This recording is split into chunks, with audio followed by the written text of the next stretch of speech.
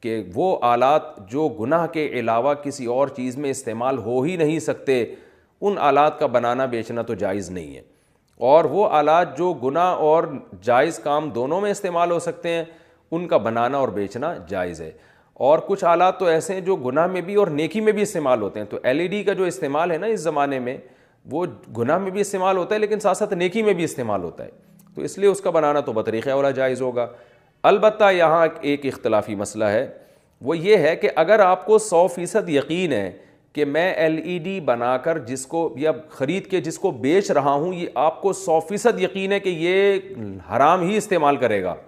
تو پھر ایسی صورت میں امام ابو حنیفہ رحمہ اللہ تعالیٰ کے نزدیک تو بیچنا پھر بھی جائز ہے، صاحبین کے نزدیک جائز نہیں ہے،